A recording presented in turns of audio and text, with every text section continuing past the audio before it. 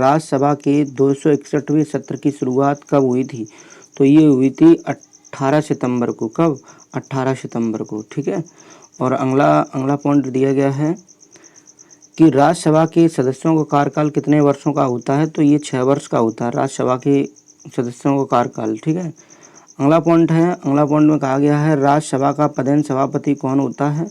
तो ये होता है उपराष्ट्रपति। कौन होता है? उपराष्ट्रपति। स्वच्छ सागर और सुरक्षित सागर तट स्वच्छता अभियान कितने स्थानों पर संचालित किया गया था? 16-17 सितंबर 2023 को 79 स्थानों पर, ठीक है ना, शुरू किया गया था, संचालन किया गया था। अगला पॉइंट है कि यह अभियान कितने तटीय राज्यों और केंद्र शासित प्रदेश में चलाया गया था? यानी 8 और 4, कितने? 8 और 4, यानी 8 राज्यों में और 4 केंद्र शासित राज्यों में चलाया गया था। ठीक है। 8 राज्यों में 4 केंद्र शासित राज्यों में चलाया गया था। अगला पॉइंट है कि यह अभियान किसके द्वारा संचालित किया गया था? ये किया गया पृथ्वी विज्ञान मंत्रालय द्वारा संचालित किया गया था। अगला पॉइंट है इसमें अशोक लेलैंड ने एक एकीकृत वाणिज्य वाहन और इलेक्ट्रॉनिक बस यंत्र इकाई स्थापित करने के लिए किसके साथ एक समझौता ज्ञापन पर हस्ताक्षर किया है 15 सितंबर 2023 को? तो उत्तर प्रदेश सरकार द्वारा। ठीक है ना, उत्तर प्रदेश सरकार के साथ। अगला पॉइंट दिया गया है कि यह इकाई कहाँ स्थापित की जाएगी? तो ये की जाएगी लखनऊ में। कहाँ पर? लखनऊ में की जाएगी। अगला पॉइंट है कि प्रधानमंत्री नरेंद्र मोदी की अध्यक्षता में केंद्रीय मंत्रिमंडल ने ई कोर्ट चरण 3 को कितने वर्ष की मंजूरी प्रदान की है 13 सितंबर 2023 को? तो ये की है 4 को। कितने? 4 कोर्ट को। ठीक। अगला 4 वर्ष के लिए। तो अगला पॉइंट दिया गया है कि इस चरण का वित्तीय परिव्यय कितना है? तो ये है 7,210 करोड़ रुपए। ठीक है, 7210 करोड़ रुपए है। अगला पॉइंट है इस चरण का मुख्य कार्य क्या होगा? तो इसका होगा निचला न्यायपालिका के डिजिटल ढांचे को उन्नत करना। ठीक है, निचली न्यायपालिका के डिजिटल ढांचे को उन्नत करना होगा इसका कार्य। अगला पॉइंट है कि हवाई अड्डे पर मेहमानों को व्यक्तिगत सहायता प्रदान करने के लिए प्रोजेक्ट अभिनंदन किसके द्वारा शुरू किया गया है? तो ये किया गया एयर इंडिया। किसके द्वारा? एयर इंडिया द्वारा ये प्रोजेक्ट जो है अभिनंदन शुरू किया गया। ठीक है ना, प्रोजेक्ट अभिनंदन शुरू किया। ये पॉइंट इनको याद रखेंगे क्योंकि यहाँ से एग्ज़ाम में आने की संभावना रहती है। अगला पॉइंट है कि यह प्रोजेक्ट कितने हवाई अड्डों पर शुरू किया गया? ये किया गया 16 हवाई अड्डों पर। कितने? 16 हवाई अड्डों पर शुरू किया गया। अगला पॉइंट कहा गया इसमें कि इस स्किल ऑन व्हील पहल का पहला कहाँ लॉन्च की गई? तो 17 सितंबर 2023 को की गई नई दिल्ली में। कहाँ पर? नई दिल्ली में लॉन्च की गई। अगला पॉइंट है कि इस पहल को किसके द्वारा लॉन्च किया गया है? तो ये किया गया केंद्रीय मंत्री धर्मेंद्र प्रधान और लोकसभा अध्यक्ष ओम बिरला के द्वारा। ठीक है। इस पहल का उद्देश्य क्या है? इस पहल का उद्देश्य है कौशल विकास और डिजिटल साक्षरता को बढ़ावा देना। ठीक है ना। अगला पॉइंट इसका देखते हैं। ये दिया गया है कि इस पहल को किसके सहयोग से लॉन्च किया गया था? तो ये किया गया NSDC और इंडिसइंड बैंक के द्वारा किया गया। अगला पॉइंट दिया गया है इसमें कि किस राज्य के मुख्यमंत्री को सार्वजनिक सेवा में उनके विशिष्ट योगदान के लिए सिंगापुर की शीर्ष फेलोशिप से सम्मानित किया गया है 17 सितंबर 2023 को? तो असम। ठीक है ना, असम की।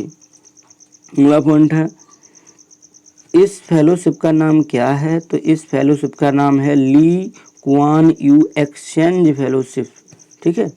अगला पॉइंट है असम के मुख्यमंत्री का नाम क्या है? तो असम के मुख्यमंत्री हेमंत बिस्वा शर्मा है। क्या है? हेमंत बिस्वा शर्मा। किस राज्य के उच्च शिक्षा हासिल कर रही औद्योगिक श्रमिकों की बेटियों को इलेक्ट्रॉनिक 2 पहिया वाहन खरीदने के लिए 50,000 रुपए की अनुदान की घोषणा की है। तो ये की है हरियाणा सरकार ने। किसने? हरियाणा सरकार ने। ठीक है, हरियाणा सरकार ने। अब अगला पॉइंट देखते हैं। अगला पॉइंट कहा गया इसमें कि हाँ, अगला पॉइंट कहा गया है कि मुख्यमंत्री लाडली बहन आवास योजना का उद्घाटन किस राज्य में किया गया है? 17 सितंबर 2023 को। तो ये किया गया मध्य प्रदेश में। कहाँ पर? मध्य प्रदेश में। केंद्र सरकार ने कारीगरों के लिए कौन सी योजना प्रारंभ की है? तो ये की है विश्वकर्मा योजना। किसने? विश्वकर्मा योजना, केंद्र सरकार ने। अगला है, इस योजना को किसने लॉन्च किया है? तो ये किया प्रधानमंत्री नरेंद्र मोदी ने। ठीक है ना, विश्वकर्मा योजना जो है प्रधानमंत्री नरेंद्र मोदी ने इसे लॉन्च किया है। अगला पॉइंट है, इस योजना हेतु लगभग कितनी धनराशि आवंटित की गई है? तो ये की गई है लगभग 13,000 करोड़ रुपए। 13,000 करोड़ रुपए राशि आवंटन की गई है। अगला पॉइंट है इसमें कि इस योजना का क्रियान्वयन कब से कब तक किया जाएगा? तो ये किया जाएगा वर्ष 2023-24 से 27-28 तक। ठीक है ना। अगला पॉइंट है इसमें, केंद्र सरकार ने किसके लिए एक एकीकृत पोर्टल लॉन्च किया है? तो ये किया कृषि सांख्यिकी के द्वारा। कृषि सांख्यिकी के द्वारा। अगला पॉइंट है, इस विकास किस मंत्रालय द्वारा किया गया था? इसका विकास किस मंत्रालय द्वारा किया गया था? तो ये किया गया कृषि एवं किसान कल्याण मंत्रालय द्वारा।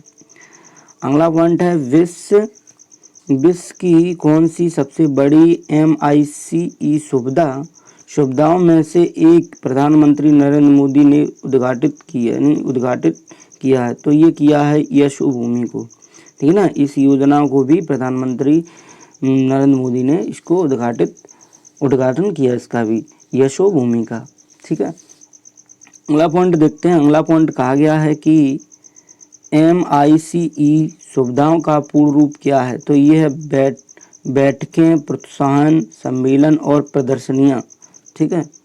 अगला पॉइंट है इसका उद्घाटन कहाँ किया गया था? ये किया गया था द्वारका, नई दिल्ली में। कहाँ किया गया था? द्वारका, नई दिल्ली में।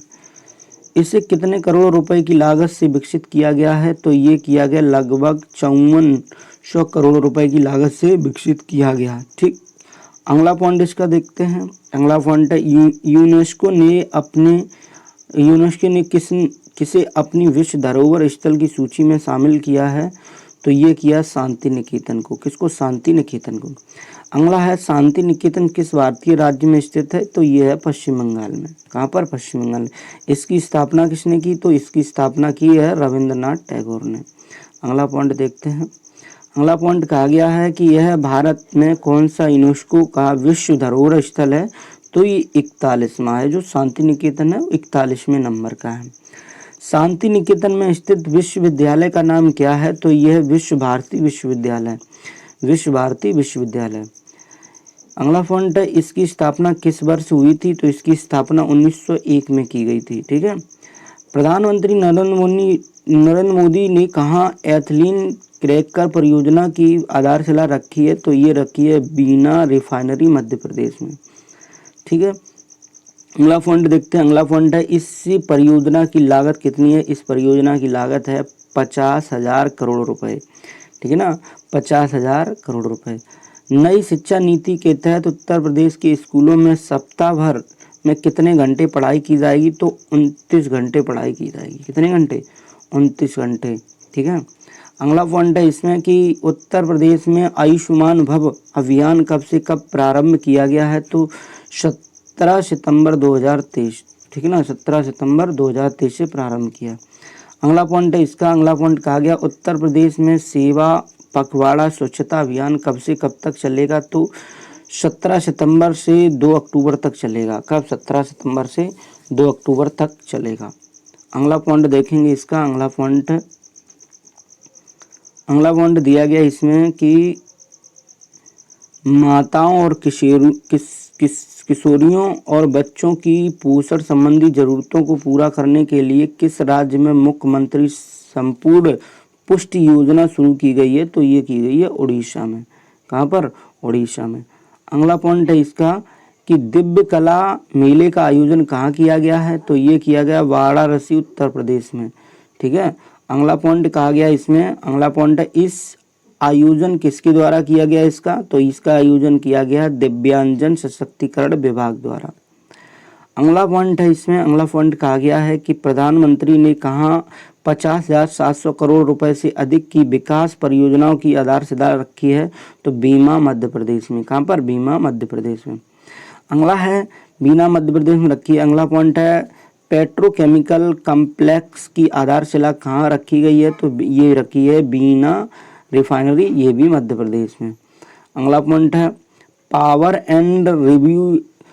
And renewable energy A manufacturing zone का शिलान्यास कहाँ किया गया है, तो ये किया गया नर्मदापुरम में। कहाँ, नर्मदापुरम में। अगला पॉइंट है इसका कि मेगा इंडस्ट्रियल पार्क का शिलान्यास कहाँ किया गया है, तो ये किया गया रतलाम। कहाँ किया गया, रतलाम में। अगला पॉइंट है केंद्र सरकार ने कितनी वस्तु एवं सेवा कर पर अपीलीय न्यायाधिकरण जीएसटी पीठ स्थापित करने की अधिसूचना जारी की है, तो ये 31 पर। कितने पे, 31 पर। अगला पॉइंट है अगला पॉइंट कहा गया है प्रधानमंत्री नरेंद्र मोदी ने कहाँ पर 6350 करोड़ रुपए से अधिक की रेलवे परियोजना देश को समर्पित किए हैं, तो 14 सितंबर 2023 को, तो ये रायगढ़ छत्तीसगढ़ में। कहाँ पर, रायगढ़ छत्तीसगढ़, 6350 करोड़ रुपए की। ठीक है, अगला पॉइंट कहा गया है कि छत्तीसगढ़ में कितने जिलों में 50 बिस्तरों वाले क्रिटिकल केयर ब्लॉक की आधारशिला रखी गई है, तो 9। कितनी, 9। अगला पॉइंट है कि आपदा प्रबंधन के लिए एक अखिल भारतीय आपदाकालीन चेतावनी लागू प्रणाली का परीक्षण किसके द्वारा किया गया है, तो ये किया गया राष्ट्रीय आपदा प्रबंधक प्राधिकरण द्वारा, यानी कि NDM। अगला पॉइंट है यह परीक्षण कैसे किया गया है, तो ये किया स्मार्टफोन पर संदेश भेजकर। ठीक है, अगला पॉइंट है इसमें कि किस राज्य ने महिलाओं के लिए 1000 रुपए की मानसिक सहायता योजना शुरू की है, तो 15 सितंबर 2023 को तमिलनाडु ने। किसने, तमिलनाडु ने किया। अगला पॉइंट है इसका, अगला पॉइंट क्या गया, इस योजना का क्या नाम है, तो ये है कैलेनगर मगलीर उरीमई थोगई थिन्नम। ठीक है, अगला पॉइंट है इसका रक्षा अधिग्रहण परिषद DSC की बैठक की अध्यक्षता किसके द्वारा की गई है, तो ये की है रक्षा मंत्री राजनाथ सिंह के द्वारा। अगला पॉइंट है इसमें कि इस बैठक की में स्वीकृति प्रदान की गई है लगभग 45,000 रुपए करोड़ की। ठीक है, 45,000 करोड़ रुपए की, यानी कि नौ पूंजी अधिग्रहण प्रस्तावना को स्वीकृत किया गया। अगला पॉइंट मत्स्य पालन विभाग द्वारा प्रधानमंत्री मत्स्य संपदा योजना की 3री वर्षगांठ पर कार्यक्रम कहाँ आयोजित किया गया है, तो ये किया गया इंदौर जो है मध्य प्रदेश में किया गया। अगला पॉइंट है इस अवसर पर केंद्रीय मंत्री द्वारा कौन सी कार्यक्रम शुरू किया गया है, तो ये मत्स्य संपदा जागृति अभियान। अगला है मत्स्य संपदा जागृति अभियान कब से कब तक संचालित किया जाएगा, तो ये किया जाएगा सितंबर 2023 से फरवरी 2024, यानी 6 महीने तक किया जाएगा। 6 महीने तक किया जाएगा। अगला पॉइंट देखते हैं, अगला पॉइंट कहा गया है, अगला पॉइंट इसमें कहा गया है कि इसमें कहा गया है कि इस अभियान का मुख्य उद्देश्य क्या है, तो ये भारत सरकार की 9 वर्षों की उपलब्धियों का प्रचार प्रसार करना। प्रधानमंत्री मत्स्य संपदा योजना कब शुरू की गई, तो 10 सितंबर 2020 को शुरू की गई है। अगला पॉइंट है इस योजना की क्रियाविधि क्या है, तो वित्तीय वर्ष 2020-21 से लेकर 24-25 तक 5 वर्षों की गई है। अगला पॉइंट है वर्ल्ड स्पाइस कांग्रेस 2023 का आयोजन कहाँ किया गया है, तो ये किया गया नवी मुंबई में। कहाँ किया गया, नवी मुंबई में। अगला पॉइंट है वर्ष 2023 में इसका कौन सा संस्करण आयोजन किया गया है, तो 14वां संस्करण आयोजन किया गया।